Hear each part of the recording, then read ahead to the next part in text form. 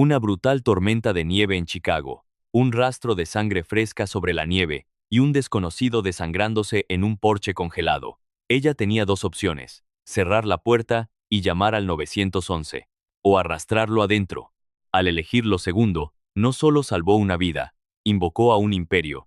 El viento que aullaba desde el lago Michigan era despiadado. Arrastraba capas de hielo y nieve por las calles desiertas de Evanston, Illinois. Era el tipo de tormenta invernal histórica y helada que paralizaba la ciudad.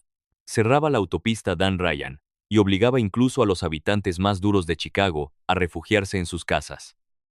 Para Natalie Hayes, una enfermera de trauma de 28 años del Hospital Northwestern Memorial, el clima era solo otro obstáculo al final de un agotador turno doble de 14 horas. Su Honda CR-V del 2018 luchaba por mantener la tracción cuando por fin entró en el estrecho camino de entrada de su casa adosada de ladrillo. Las luces de la calle parpadeaban contra la intensa nevada, proyectando sombras largas y siniestras. Agotada hasta los huesos, Natalie tomó su pesada bolsa médica del asiento del pasajero, se ajustó mejor la bufanda de lana alrededor del cuello y abrió la puerta contra el viento cortante. Casi no lo vio. Si no hubiera sido por el contraste violento del carmesí, manchando los montones de nieve blanca que llevaban hasta su porche, tal vez habría pasado de largo. Se le cortó la respiración. Tendido en el último escalón de su porche había un hombre. Estaba completamente inmóvil, medio enterrado bajo la nieve que seguía acumulándose. El entrenamiento de Natalie se activó al instante. Dejó caer las llaves y corrió hacia él, hundiendo las rodillas en la nieve helada. «Oiga, ¿puede oírme?», gritó por encima del rugido del viento, mientras le quitaba la nieve de los hombros. Llevaba un abrigo Brioni gris carbón, hecho a medida y destrozado. Una elección absurda para una tormenta de nieve. Debajo, una camisa blanca de vestir estaba completamente empapada en sangre. Cuando Natalie presionó dos dedos contra su arteria carótida, la mano de él se disparó de repente y le agarró la muñeca con una fuerza aterradora, casi aplastante. Sus ojos se abrieron apenas, unas iris grises y heladas que parecían atravesar la oscuridad. Su rostro estaba amoratado, aristocrático y pálido, por la severa pérdida de sangre y la hipotermia. «Hoss», raspó él, con una voz baja y ronca que apenas se escuchaba sobre la tormenta. «Sí, voy a llamar una ambulancia ahora mismo», dijo Natalie, metiendo la mano libre en el bolsillo de su abrigo. «No». Su agarre se apretó hasta hacerla estremecer. Con un esfuerzo extremo, cambió ligeramente de posición. Entonces el brillo metálico de una pistola Kimber Micro de 9 milímetros, grabada a medida, se deslizó fuera del bolsillo de su abrigo y quedó sobre su muslo. No le apuntó. Pero el mensaje fue universalmente claro. Nada de policías, nada de hospitales. Tú hueles a yodo y látex. Soy enfermera, susurró ella, con el corazón golpeándole con violencia contra las costillas. Bien, murmuró él. Sus ojos se pusieron en blanco y finalmente cedió a la oscuridad. Su agarre quedó flojo. Natalie miró al hombre inconsciente, armado y desangrándose sobre los escalones helados. El protocolo, la lógica y el instinto básico de supervivencia le gritaban que entrara corriendo, cerrara la pesada puerta de roble y marcara el 911. Quienquiera que fuera ese hombre, las personas que le habían hecho eso podían estar a minutos de distancia. Podían estar siguiendo el mismo rastro de sangre que llegaba hasta su casa. Pero al mirar la sangre acumulándose y congelándose sobre el concreto, la enfermera en ella, la mujer que había jurado preservar la vida, no pudo dejarlo morir en el frío. Con una descarga de adrenalina, Natalie lo agarró por las solapas de su pesado abrigo arruinado. Pesaba fácilmente más de 90 kilos de músculo compacto, convertido en peso muerto sobre las escaleras congeladas. Apretando los dientes, con las botas resbalando sobre el concreto helado, lo arrastró por los escalones. Cada centímetro fue una batalla brutal contra la gravedad y la tormenta. Logró abrir la puerta principal de una patada y lo arrastró por el umbral hasta el cálido y tenue recibidor de su casa. Cerró la puerta de golpe y echó el cerrojo, temblando cuando el calor repentino de la calefacción central le golpeó el rostro congelado. Sin perder tiempo, lo arrastró hasta la alfombra de la sala, ignorando la sangre que empapaba las fibras. Abrió su bolsa de trauma. Sus manos se movieron con precisión mecánica y entrenada.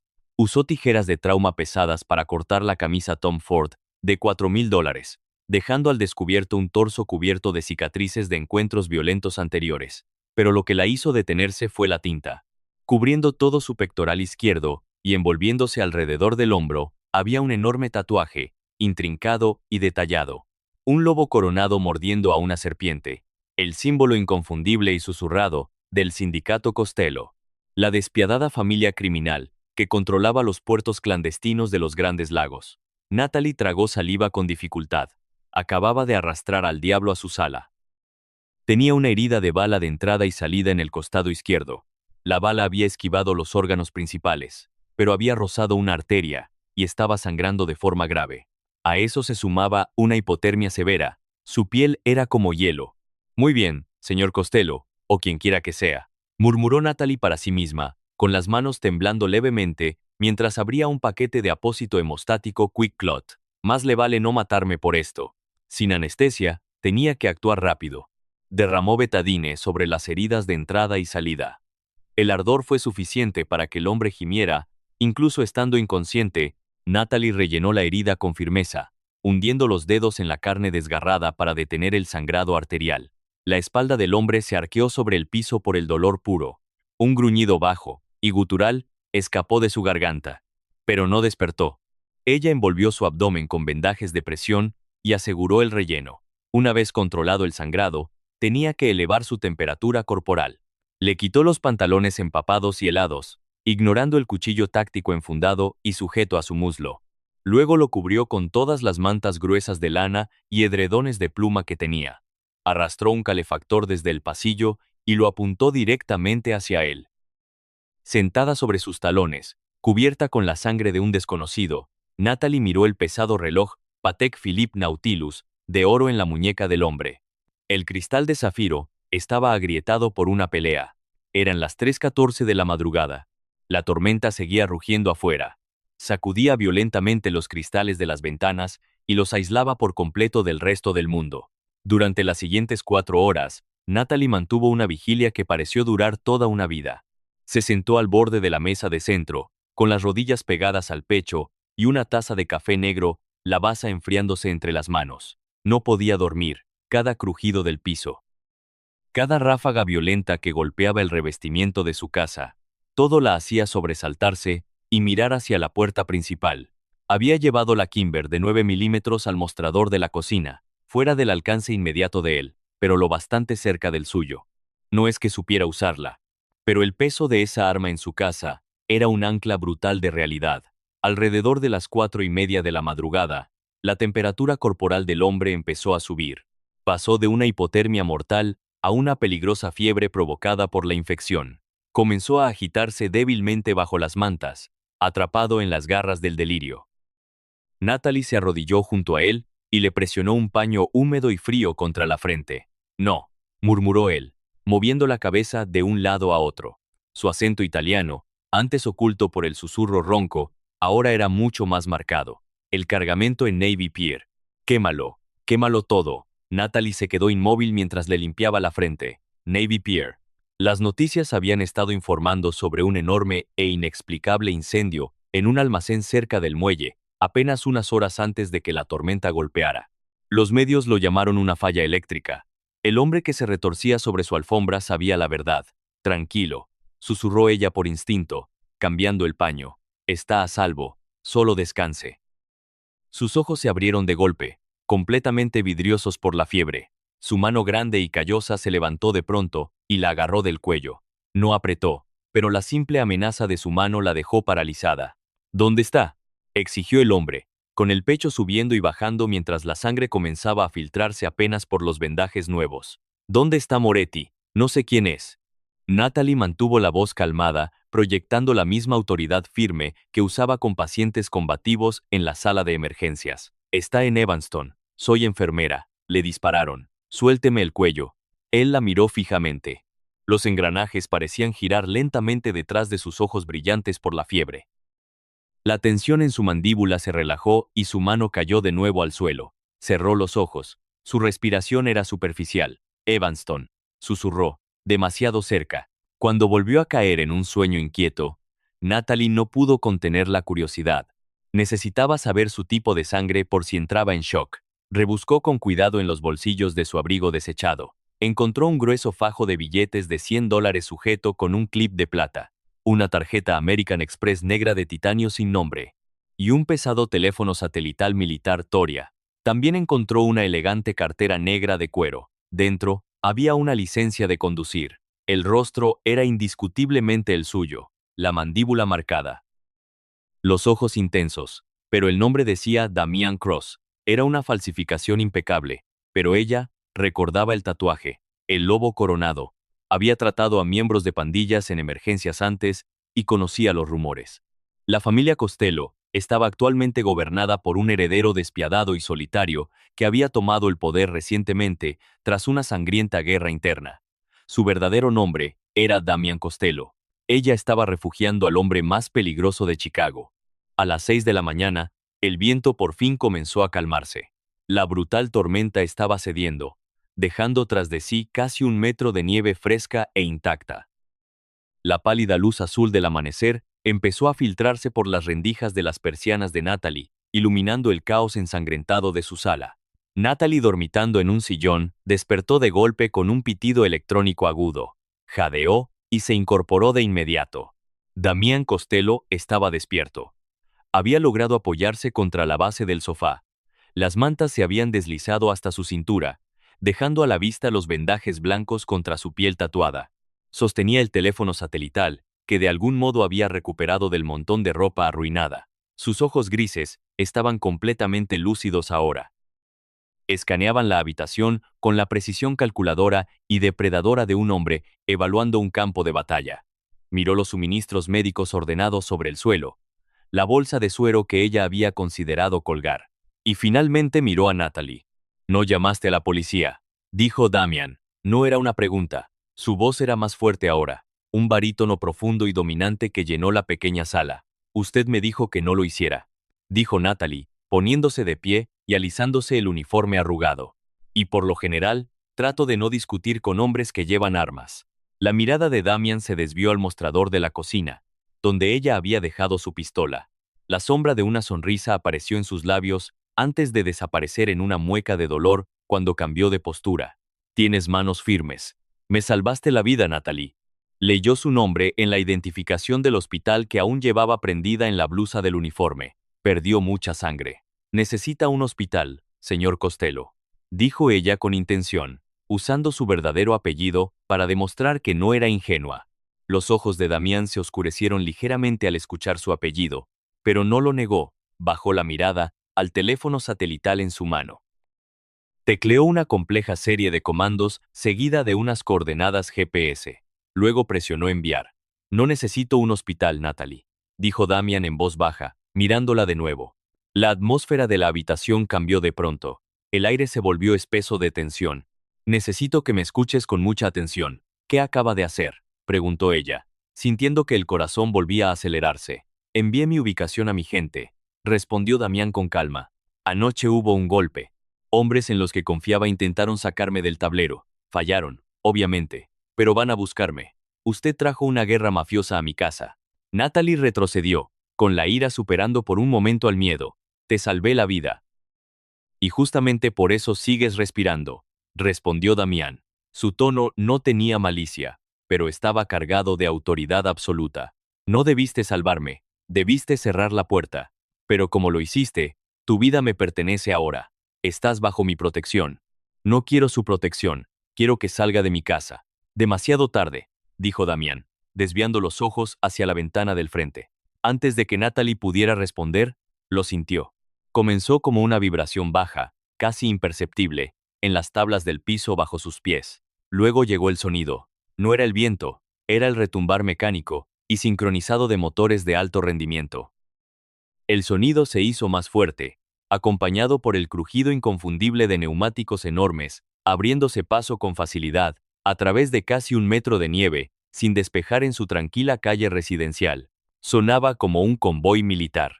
Natalie corrió hacia la ventana y extendió la mano hacia las persianas. «No toques esas persianas, Natalie», ordenó Damian, con una voz que restalló como un látigo. «No mires afuera, y no abras esa puerta, hasta que yo te lo diga». El retumbar afuera se volvió ensordecedor.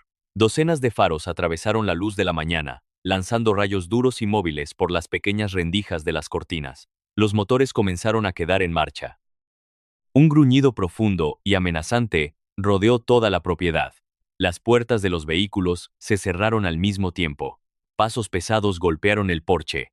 Natalie quedó congelada en el centro de la sala, con los ojos muy abiertos y fijos en la puerta principal. La vida tranquila que había conocido apenas 24 horas antes había desaparecido, enterrada bajo la nieve y reemplazada por la realidad aterradora y fuertemente armada que esperaba al otro lado de sus cerraduras. El silencio en la sala era absoluto, ensordecedor en su intensidad. Solo lo rompía el zumbido bajo y vibrante de docenas de motores pesados al otro lado del vidrio cubierto de escarcha. El destello de los faros cortaba la nieve como reflectores en una zona de guerra. Natalie estaba paralizada. Sus instintos médicos habían sido anulados por completo por un miedo primitivo y asfixiante. Había pasado su carrera arrancando personas del borde de la muerte en las caóticas y luminosas salas de trauma del Northwestern Memorial.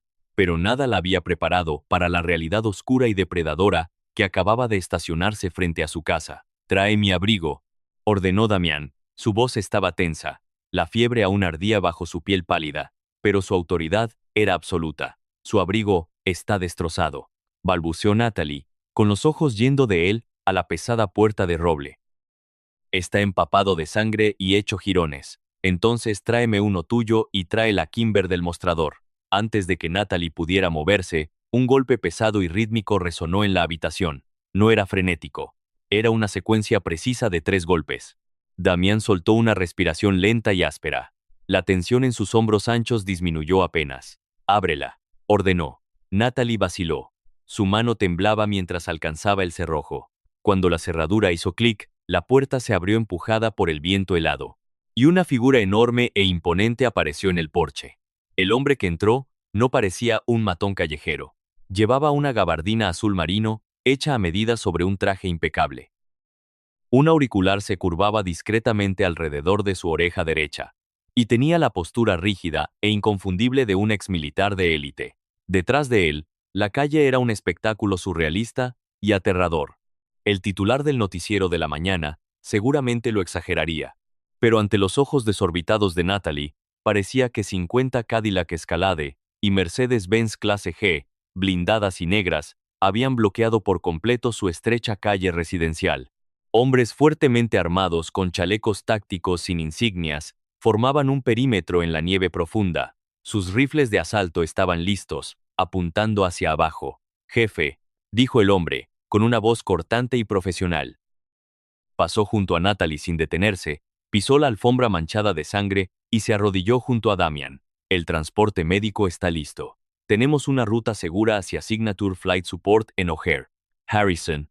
Lo saludó Damián, haciendo una mueca mientras aceptaba la mano del hombre para ponerse de pie. «¿Bajas de nuestro lado?» «Perdimos a 3 hombres en el almacén de Navy Pier», informó Harrison con frialdad, mientras sus ojos se desviaban brevemente hacia los vendajes improvisados que rodeaban el torso de Damián. «El golpe fue coordinado. Bloquearon nuestras comunicaciones con tecnología de grado militar. Sospechamos que utilizaron el software Palantir Gotham para rastrear la telemetría de su vehículo antes del choque. Alguien desde adentro les entregó sus protocolos de seguridad. Mi hermano». Damián escupió las palabras, cargadas de veneno absoluto. «Dominique organizó esto». Natalie retrocedió hasta que su espalda chocó contra la pared del pasillo. Estaba escuchando un informe mafioso de alto nivel en medio de su sala ensangrentada. La realidad de la situación la golpeaba en olas asfixiantes. Tenía que salir, tenía que llamar a la policía. «Yo necesito irme», susurró Natalie, con la voz temblorosa. «Ya tiene a su gente, tiene su transporte. Por favor, solo váyase de mi casa». Damián se detuvo, sostenido por el hombro ancho de Harrison. Giró sus ojos grises y penetrantes hacia ella. El cálculo en su mirada le heló la sangre. «Tú no te quedas aquí, Natalie», dijo Damián con suavidad, aunque sus palabras tenían el peso de un martillo judicial. «Disculpe, esta es mi casa. Usted se va, y yo pasaré los próximos 3 días desinfectando mis pisos». «Harrison», dijo Damián, ignorando su estallido. «¿El equipo de Dominic hackeó la red de cámaras Halo de la ciudad?» «Sí, señor. Tienen ojos sobre toda la red. Entonces, vieron mi auto estrellarse en Ridge Avenue, concluyó Damián, sin apartar la mirada del rostro aterrorizado de Natalie. Me vieron tambalearme hasta este vecindario. Les tomará menos de una hora cruzar el rastro de sangre, las imágenes satelitales y los registros de propiedad. Si te dejamos aquí, los hombres de Dominic derribarán esa puerta antes de las 8 de la mañana, te torturarán para obtener información sobre mi paradero, y luego te pondrán una bala en la cabeza. La respiración de Natalie se cortó. No, no. Llamaré a la policía. Pediré custodia protectora. El comisionado de policía está en la nómina de Dominic, dijo Damián sin emoción, destrozando la última ilusión de seguridad que le quedaba. ¿Quién crees que autorizó la orden de no intervenir que les permitió emboscarme en el muelle? Hoy no hay ley en Chicago, Natalie. Solo supervivencia. Tienes exactamente 3 minutos para hacer una maleta o morirás en esta casa. El pánico, crudo y sin filtro, le apretó el pecho. Miró a Harrison. Su expresión estoica e ilegible confirmaba cada palabra aterradora que Damian acababa de pronunciar. No tenía opción. Había cruzado una línea invisible en el momento en que arrastró a un jefe mafioso ensangrentado por su puerta. Sin decir una palabra más, Natalie corrió por las escaleras estrechas hacia su dormitorio. Sus manos temblaban violentamente mientras tomaba una bolsa de lona y metía jeans, suéteres gruesos, ropa interior y una parca pesada de invierno. Sacó su pasaporte del cajón de la mesa de noche. Su mente estaba completamente desconectada de su cuerpo. Se sentía como una pasajera dentro de una pesadilla. Cuando bajó corriendo las escaleras con la bolsa en la mano, Harrison y Damian ya avanzaban hacia la puerta. Otros 2 hombres con equipo táctico habían entrado y revisaban la sala con rapidez y método. Recogían cada trozo de gasa ensangrentada, la ropa cortada y limpiaban las superficies con solventes químicos. Lo estaban borrando de la escena. Nos movemos, ladró Harrison por la radio. Natalie salió al porche. El viento invernal le azotó el cabello contra la cara de inmediato. La escala de la operación le robó el aliento. Todo el vecindario estaba cerrado por centinelas fuertemente armados. Un enorme SUV negro blindado se detuvo justo frente al camino nevado de su casa. La puerta trasera se abrió de golpe. Harrison prácticamente empujó a Damian al interior antes de girarse hacia Natalie. Suba, señorita Hayes, ordenó. Natalie entró en el lujoso interior de cuero, aferrada a su bolsa contra el pecho. Cuando la pesada puerta de cristal balístico se cerró tras ella, sellándola dentro de la cabina insonorizada, miró por la ventana polarizada. Su pequeña y tranquila casa desapareció entre la nieve giratoria, mientras el enorme convoy de vehículos aceleraba al mismo tiempo. Se movían como una gigantesca serpiente mecánica por las calles enterradas de Chicago. Ella había refugiado a un desconocido congelado. Ahora era prisionera del inframundo. El interior del jet privado Bombardier Global 7500 estaba completamente silencioso. Un contraste brutal con la tormenta rugiente que acababan de atravesar. A 45.000 pies de altura, la cabina era una obra maestra de lujo moderno, asientos de cuero color crema, molduras de caoba, y una iluminación ambiental que derramaba un suave brillo dorado sobre el espacio cargado de tensión. Pero para Natalie se sentía como una celda presurizada. Estaba sentada en un sofá mullido en la cabina trasera, moviendo las rodillas con nerviosismo, mientras observaba a un médico privado de conserjería, un hombre presentado solo como el Dr. Sterling, terminar de asegurar una nueva vía intravenosa en el brazo de Damián. Habían pasado de los SUV blindados directamente a la pista de O'Hare, esquivando todos los controles de TSA y seguridad bajo la fachada de un vuelo corporativo privado. Damián descansaba sobre una cama médica improvisada. Su color había mejorado ligeramente ahora que recibía fluidos adecuados y analgésicos de grado farmacéutico.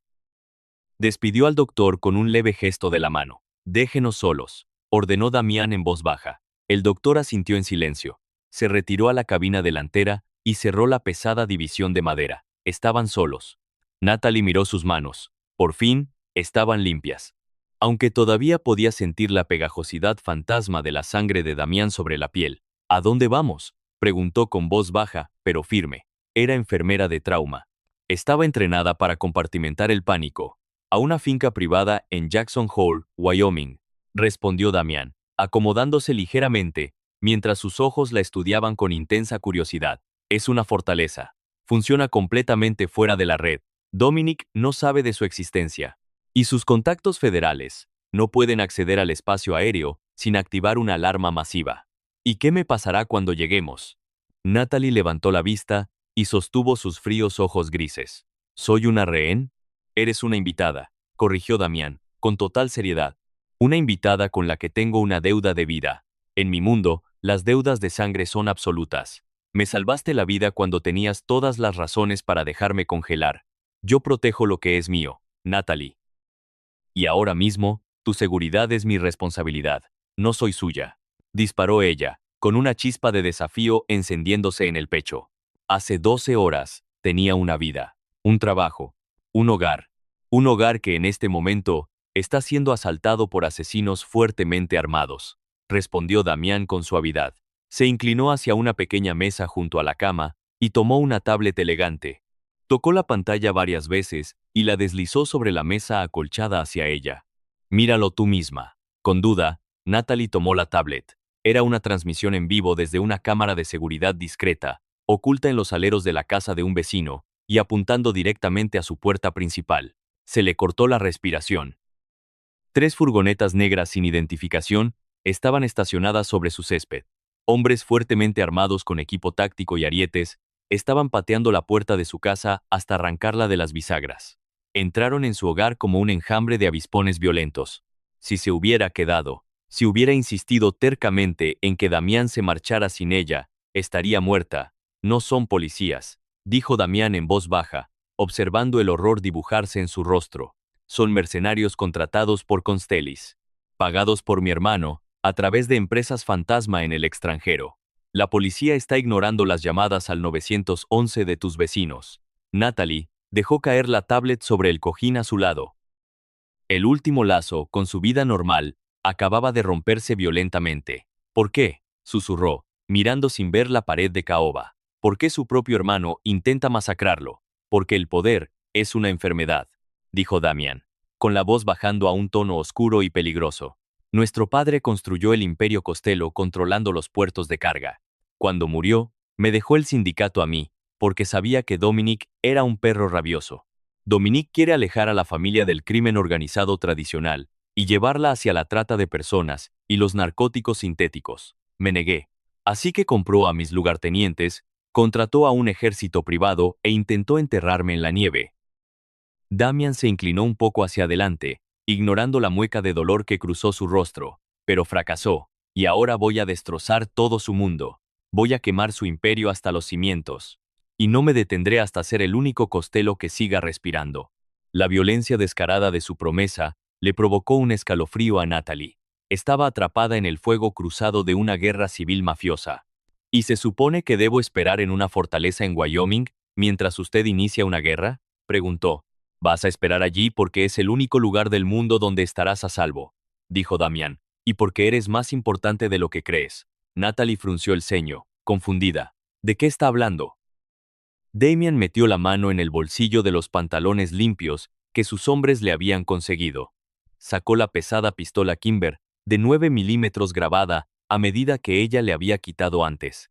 Con un movimiento hábil del pulgar, expulsó el cargador. Luego, usando la uña, desprendió una pequeña placa falsa en la base del cargador. Una diminuta tarjeta micro SD negra cayó en su palma. Dominic cree que destruyó los registros de envío en el incendio de Navy Pier, explicó Damián, levantando el pequeño trozo de plástico hacia la luz de la cabina. Cree que borró la evidencia que lo vincula con políticos corruptos y proveedores del cartel. No sabe que descargué los archivos maestros antes de que el almacén ardiera. Miró a Natalie. Una sonrisa pequeña y peligrosa apareció en sus labios. Cuando me arrastraste dentro de tu casa, no solo salvaste mi vida, Natalie, salvaste la única prueba que puede destruir la mitad de la infraestructura política de Chicago. Tú eres la única razón por la que todavía tengo la mano ganadora. Natalie miró la microtarjeta. El peso de la situación finalmente se desplomó sobre ella con toda su fuerza. Ya no era una simple espectadora, sostenía la llave de un imperio criminal. El avión giró bruscamente y comenzó su descenso hacia los picos nevados y escarpados de Wyoming. La antigua Natalie Hayes, la enfermera de emergencias cansada y sobrecargada de Evanston, había muerto en la tormenta. Ahora estaba entrando en la jaula dorada de un rey mafioso, y la guerra apenas comenzaba. ¿Natalie tomó la decisión correcta? ¿O acababa de firmar su propia sentencia de muerte? El inframundo no perdona, pero a veces, el mayor peligro es enamorarse del mismísimo diablo. Si quieres ver cómo Natalie navega su nueva y peligrosa vida dentro del Imperio Costello, dale me gusta, comparte este video con tus amigos amantes del drama y suscríbete para la emocionante continuación.